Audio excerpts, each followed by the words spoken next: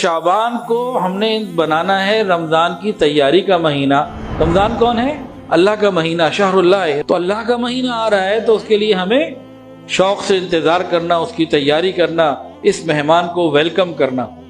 تو یہ تیاریاں شعبان میں کی جاتی ہیں، رمضان سے پہلے کی جاتی ہیں. نبی علیہ السلام نے فرمایا تمہارے پاس رمضان کا مہینہ آ رہا ہے، بس تم اس کے لیے تیاری کرو اور اپنی نیتوں کو درست کرو. تو مہمان کی آمد کا انتظار اور اس کے استقبال کی تیاری یہ ہمیں اب کرنی ہے. کہتے ہیں نا ویل پلانڈ ہاف ڈن. صحیح طریقے سے پلاننگ کر لی، ہوم ورک پورا ہے تو بس کام پورا ہو گیا. تو رمضان اچھا گزارنے کا ارادہ کن کا جی بتائیں؟ ماشاءاللہ سب گزاریں گے جی اچھا رمضان. وہ کیسے پتہ لگے گا جب شعبان میں ہم تیاری کر رہے ہوں گے. ایسا کبھی نہیں ہوتا کہ ہم شعبان غفلت میں گزار دیں، رمضان آ جائے اور فوری طور پر ہم سارے رمضان کے اعمال شوق سے کرنے لگ جائیں. یہ بہت مشکل ہے.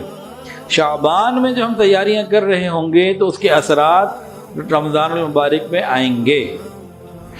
چند تجاویز آپ کے سامنے رکھ دیتے ہیں، چند پوائنٹس، ان کو ہم غور کریں اور ہر آدمی اپنے اپنے حالات کے مطابق اور اپنی مصروفیات کے مطابق اس میں کمی بیشی کرتا رہے. یہ چند باتیں کہ ہمیں بات سمجھ میں آ جائے کہ تیاری کرنی کیسے ہے. عید کی شاپنگ، عید کے لیے کپڑے، جوتے، کوئی بھی کام، ان کو کوشش کر کے شعبان میں کر لیں. رمضان کی برکت والی گھڑیاں بازاروں میں، گلیوں میں نہ گزاریں. اور خاص طور سے وہ وقت کہ جب ہماری نماز یا تراویح یا کوئی عبادت خراب ہو اور ہم وہ وقت بازار میں گزار رہے ہوں، یہ کیا ہوگا؟ یہ بجائے رحمت کے زحمت کا ذریعہ بنے گا، یہ لعنت کا ذریعہ بنے گا، سزا کا ذریعہ بنے گا. دوسری بات، گھر کا راشن، چیزیں جو ہمیں رمضان میں چاہیے اور افطاری کے لیے، سحری کے لیے، عید کے لیے، وہ بھی جہاں جہاں تک ممکن ہو، جتنا ممکن ہو، ہر آدمی اپنی استطاعت کو سامنے رکھتے ہوئے یہ سب کام شعبان میں کر لے. رمضان میں نہ جائے کہ 2 کلو چینی لے آؤ، 4 کلو آٹا لے آؤ، ان چکروں میں نہ رہے. جہاں تک ممکن ہو ان کاموں سے بھی پہلے فارغ ہو جائے.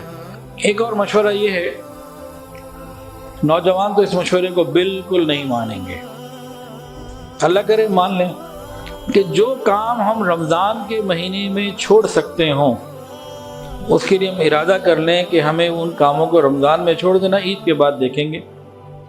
مثال کے طور پر ہم اپنے کاموں میں، سب کاموں میں جائزہ لینا، تو وہ کام جن کو چھوڑنے میں رمضان میں نقصان کوئی نہیں بلکہ فائدہ ہے، ایسے سارے کاموں کو ہمیں اپنی زندگی سے 1 مہینے کے لیے نکالنا چاہیے. کون کون سے کام ہیں؟ دوستوں کے ساتھ بیٹھنا، گپ شپ، اس کو رمضان کے لیے چھوڑ دیجئے. انٹرنیٹ کا بہت زیادہ اور غیر ضروری استعمال، اس کو چھوڑ دیجئے. سیل فون کے اوپر باتیں جو ہوتی ہیں بلا وجہ فضول میں لا یعنی، اس کو چھوڑ دیجئے. WhatsApp, social media, internet, اس کا جائز اور ضروری استعمال تک اپنے آپ کو محدود رکھیں. اسنیپ چیٹ وغیرہ، ٹک ٹاک، ان میں سے بہت ساری چیزوں کا استعمال حرام اور گناہ کی طرف لے جاتا ہے ہمیں. ان ساری چیزوں کو چھوڑ دیجئے. آؤٹنگ کے نام پر، آؤٹنگ کے نام کے اوپر جانے والی ہماری پکنک اور تفریحات اور یہ سب ویکینڈ بنانا، فلاں کارنر پہ جانا، فوڈ پوائنٹ پہ جانا، اس طرح کی چیزوں کو ہم رمضان کے لیے چھوڑ دیں.